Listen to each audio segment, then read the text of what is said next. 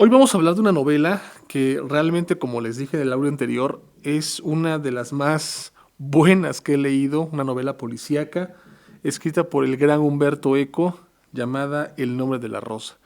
No se vayan, comenzamos.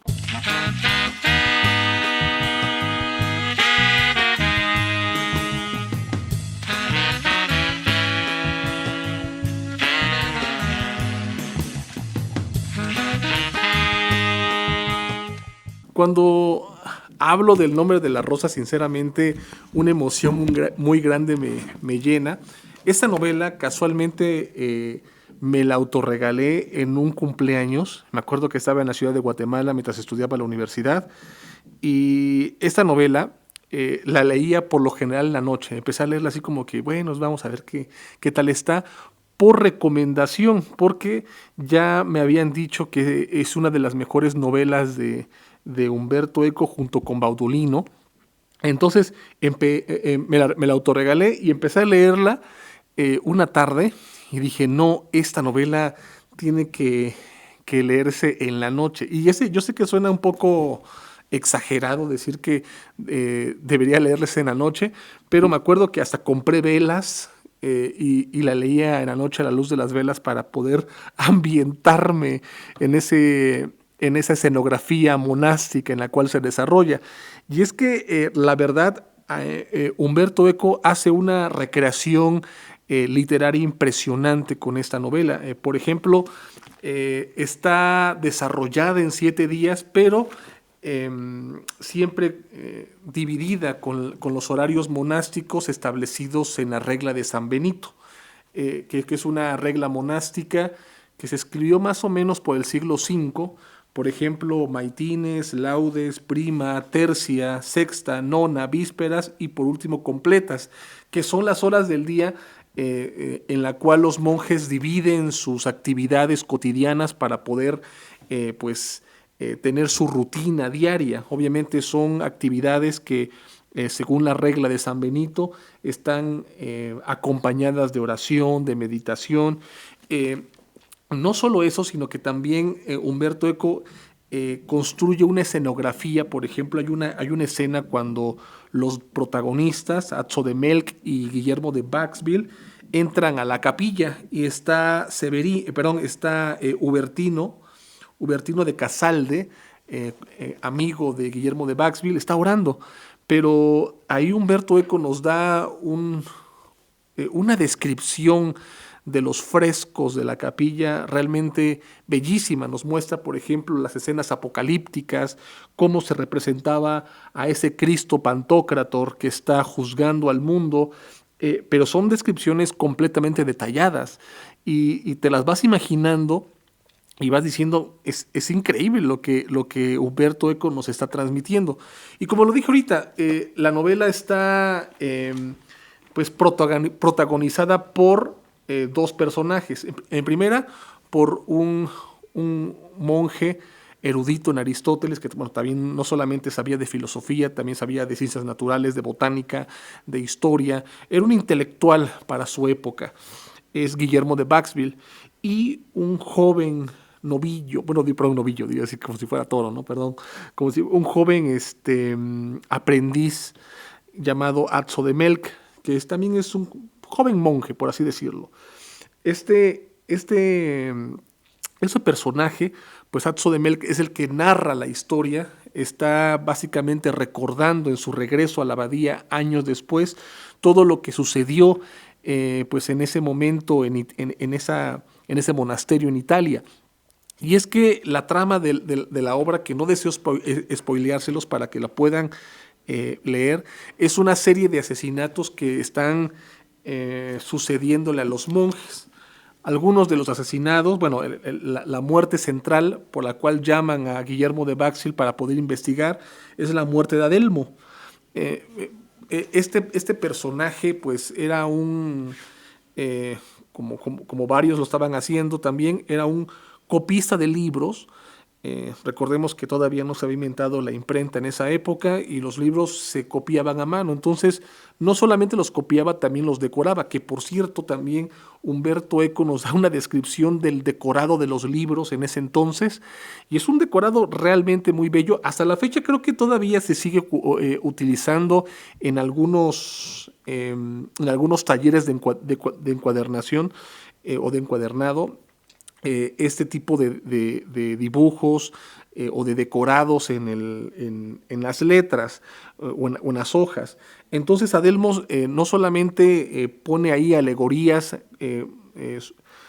pues referida por ejemplo, al Papa, a los cardenales representados con animales, sino que también nos muestra a un hombre inquieto intelectualmente. Y uno de los temas que Humberto Eco nos transmite a través de su personaje Atzo de Mel, que está recordando todos esos acontecimientos, es el tema de la risa. Hay un monje pues, algo grande, Jorge de Burgos, que en recurrentes ocasiones, por ejemplo, una fue en el Scriptorium, que es donde los monjes copiaban los libros, empieza a pues hablar sobre el tema de la risa, que para los monjes, según este personaje, estaba completamente prohibida. Hay una descripción que menciona también en otra ocasión que Jesús no rió y porque la risa deforma la cara como los simios.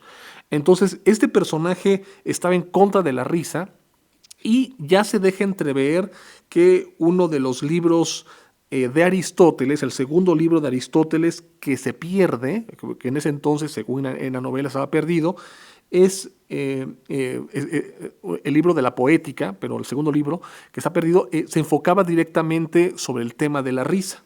Y es que ese tema de la risa en ese entonces, pues recordemos que en la Edad Media los debates teológicos involucraban incluso temas que nos parecerían completamente ridículos, no solamente, por ejemplo, si Jesús rió, sobre cuántos ángeles caben en una caja, o por ejemplo, el tema de cómo poder entender la sustancia de Dios comparada con las sustancias de cualquier, no sé, tema en el mundo.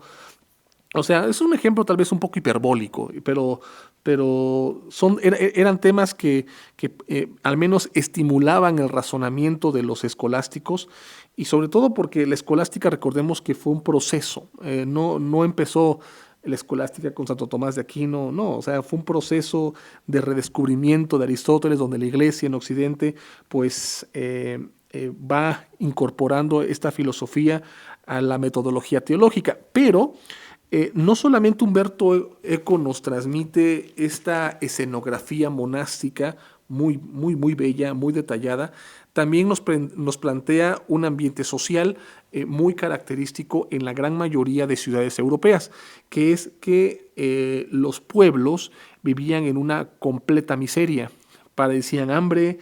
Obviamente esta abadía que nos está narrando Humberto Eco la pone como la abadía más importante incluso de Europa. De hecho, ¿por qué? Porque era más importante porque poseía una de las bibliotecas más completas del mundo antiguo. Y así nos da una especie de comparación sobre lo que era esta abadía, pues ahora sí, en comparación a cómo vivía el pueblo alrededor en esos feudos. Y es que, aunque no nos especifica que hubiera un señor feudal, pero sí nos especifica que ese pueblo vivía prácticamente como muchos de los feudos en Edad Media en las sociedades europeas, pues, pagándole tributos a la iglesia, tributos que los asfixiaban y que apenas les dejaban para comer. Entonces, era una situación muy contrastante entre la forma de vida de los monjes y la forma de vida del pueblo que vivía alrededor del monasterio. Es por eso que cuando Atzo de Melk, en una de sus investigaciones, porque quiere entrar a la biblioteca, la famosa biblioteca que todo monje tenía prohibido, exceptuando Malaquías y Jorge de Burgos, que podían entrar a esta biblioteca, pues en la cocina se encuentra una muchacha que andaba buscando un poco de comida, quería robar un poco de comida y termina acostándose con ella. Entonces, esta imagen, esta escena nos muestra al menos ese choque contrastante de una forma de vida que pues sí tenía medios para poder subsistir, comer, y al mismo tiempo la subsistencia de una mujer que no tenía absolutamente nada y que, según Guillermo de Baxville, por un poco de comida vendía su cuerpo. Y es por eso que al menos la novela tiene esa temática, ¿no? El nombre de la rosa, porque Atzo de Mel nunca supo su nombre. Que por supuesto en la novela después la acusan de bruja, la acusan de hechicería, únicamente por tener hambre. Pero sin meternos de lleno a spoilear muchas partes que realmente es la tensión la que Umberto Eco nos está transmitiendo con esta recreación medieval, pues hay personajes muy emblemáticos, por ejemplo Salvatore, que hablaba una especie de esperanto, una mezcla de varios idiomas, que en ese entonces, a menos en Edad Media, era una forma de visualizar la corrupción lingüística y al mismo tiempo la corrupción intelectual de una persona. Porque Salvatore tiene esa forma de hablar que al mismo tiempo que era una deformación lingüística, en ese entonces vista así, y al mismo tiempo no era muy agraciado físicamente, era prácticamente deforme, hasta algunas traducciones lo ponen como retrasado, corto de entendimiento. Y esto es realmente muy interesante porque cuando tenemos este personaje que parecería el evidente culpable, Umberto Eco juega con esa tensión de lo que es este personaje y lo que implica sus intenciones al servicio de la abadía y al servicio de la biblioteca. Es una persona muy noble, una persona que a pesar de que no puede dedicarse al scriptorium, porque pues no tiene las habilidades artísticas para poder decorar un libro, poder tener la caligrafía adecuada para copiar un libro, pero lo podían ocupar para otras cosas, y sobre todo con trabajos de fuerza bruta. El punto es que Umberto Eco, con esta mención y con toda esta construcción del monasterio, nos va a presentar a un personaje también muy emblemático, ya lo mencioné ahorita, Jorge de Burgos. Muchos en la crítica mencionan que se inspiró en Jorge Luis Borges, el autor argentino, que pues, también quedó ciego, y Jorge de Burgos pues era como, además de Malaquías, el encargado de esa biblioteca también. Él podía tener acceso a esa biblioteca y también había difundido entre los monjes varias especies de, ¿cómo decirlo?, de mitos, de leyendas, por ejemplo, de que si un monje sin la autorización de Jorge se metía a la biblioteca, lo podían espantar demonios o lo podían torturar toda la noche. Entonces, quien conocía cada rincón de la biblioteca era Jorge. A pesar de ser ciego, conocía perfectamente cada sección de la biblioteca. Una de las secciones que Atzo de Melk y Guillermo de Baxville en sus investigaciones habían descubierto que estaba en esa biblioteca es una sección llamada Finis Africae. Entonces, esa sección, de hecho se la recomiendo que la puedan leer, pero involucraba varios autores y un posible descubrimiento de un libro perdido, que como lo mencioné ahorita, es el segundo libro de la Poética de Aristóteles. Entonces Jorge de Burgos juega un papel esencial de ser un personaje, en primer lugar, representativo en su época, porque como lo dije ahorita, él buscaba por sus medios suprimir lo que él consideraba que era pecaminoso, en este caso la risa. Justifica dogmática y teológicamente la supresión de la risa y como consecuencia califica de peligrosos los textos que avalen y que respalden la risa. Entonces, ese tipo de mentalidad choca constantemente con la de un erudito como Guillermo de Baxville, que a pesar de ser monje, tiene una mentalidad completamente abierta, pero también sometida a la crítica. Guillermo de Baxville es completamente racional y todas las deducciones que hace como un verdadero detective son deducciones lógicas que permiten construir una escenografía no solamente especulativa, no, son especulaciones racionales que que Atzo de Melk aprende a poder ver dichas construcciones racionales hasta en los pequeños detalles de la vida. Por eso Guillermo de Baxville no solamente representa el cristiano filósofo por excelencia, sino al menos en el desarrollo de la novela, es el detective por excelencia. No quiero decir que es una especie de Sherlock Holmes, pero más o menos es un detective no solamente cultísimo y sabio, sino muy, muy racional. Entonces, choca directamente con la mentalidad de Jorge de Burgos, que su mentalidad es más fantasiosa, más especulativa, pero desde las emociones, es decir, muy subjetiva.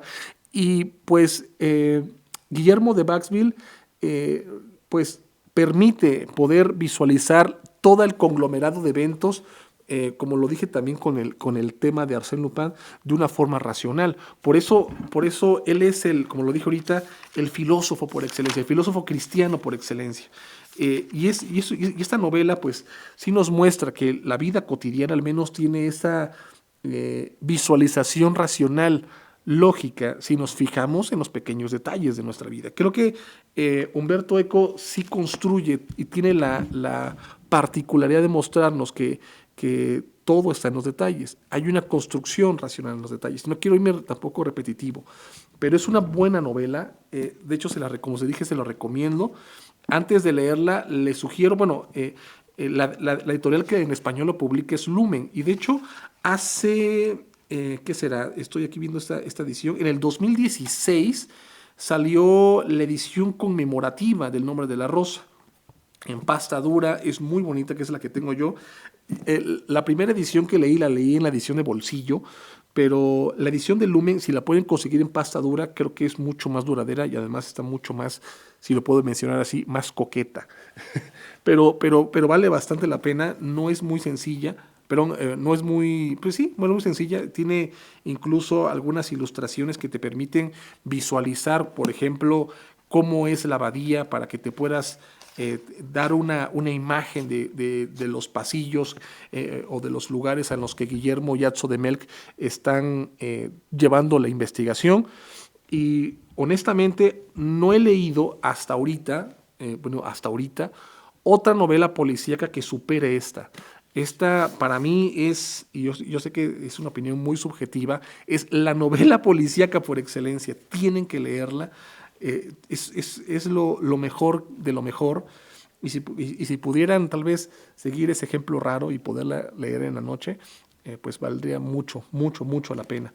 Excelente recomendación y espero que pues puedan disfrutar la lectura. También pues hay ediciones más sencillas que las de pasta dura, pero creo que es una edición que merece tenerla en edición de colección. También Baudolino, pero ya en otra ocasión hablaremos de Baudolino, otra novela medieval de Umberto Eco, pero El Nombre de la Rosa tiene un pedestal muy, muy, muy único. Pues nada, ¿veis? Solo quiero comentarles esto y pues nos vemos en el siguiente audio.